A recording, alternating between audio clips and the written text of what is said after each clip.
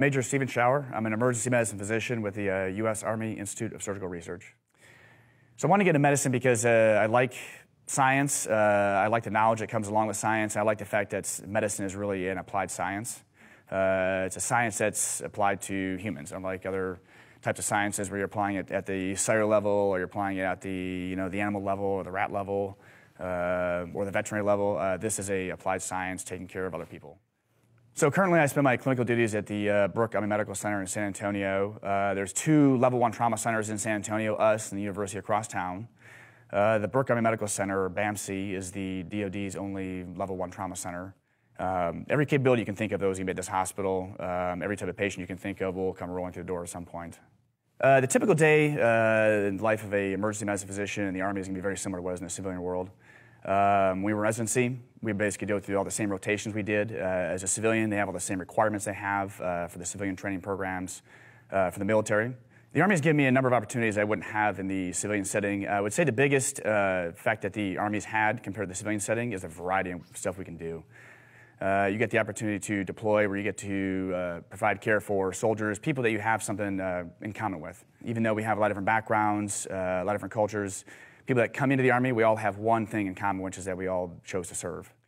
So I deployed twice. My first deployment was with the 28th Combat Support Hospital to Iraq in support of Operation Inherent Resolve.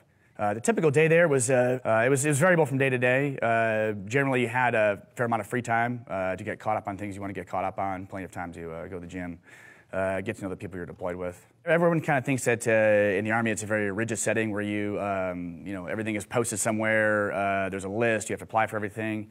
A lot of the opportunities we've had, or at least I've come across, have really been via word of mouth.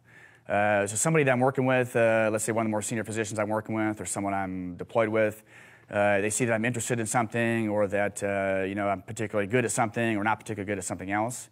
Somebody who's been around longer will say, hey, have you considered this right here? Have you considered deploying with this unit here?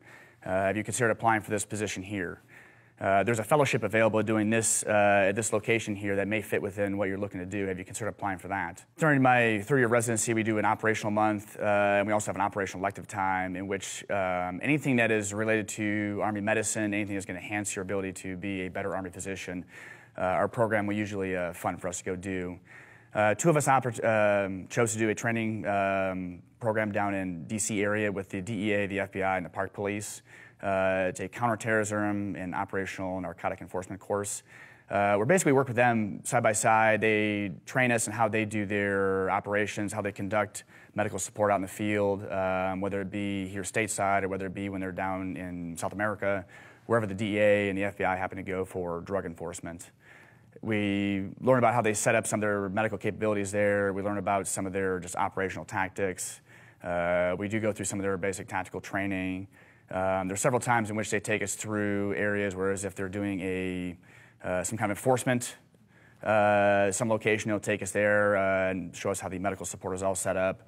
And they actually take us through from beginning to end, including the guys that are actually kicking down the door all the way through, if somebody gets injured, how they get evac'd out, and then how their evacuation and all their medical care works compared to the Army. So the deployed setting in which we evacuate people out is different than the setting they operate in.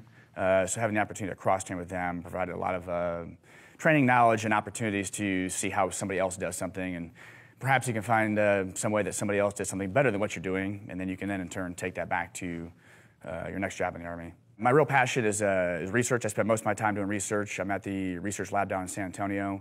Probably about 80% of my time is research, 20% is clinical time over at the hospital.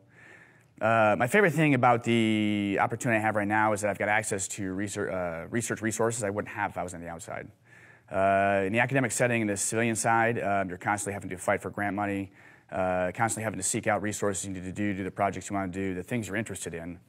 Unlike the civilian side, we have a lot of resources available to us, so long as the things I'm looking to do kind of line up with the needs of the Army. So my favorite thing, I think, has really been the access to resources and opportunities I wouldn't have had if I'd been in the civilian setting. I would absolutely recommend the path that I've been on. The Army has given me the opportunity to do a lot of different things I wouldn't have been able to do as a civilian. The beauty of being in the Army is that it gives you these opportunities that otherwise you wouldn't have access to as a civilian position, including the variety. It's giving me the opportunities to deploy, which you wouldn't have as a civilian. It gives you the opportunity to take care of patients that you have a lot in common with. And it gives you the opportunity to be exposed to almost unlimited opportunities. It depends on what opportunities you want to seek out. Almost any opportunity you can think of is available to you. You just have to seek it out. So it really depends on what pathway you choose as to what you want to do.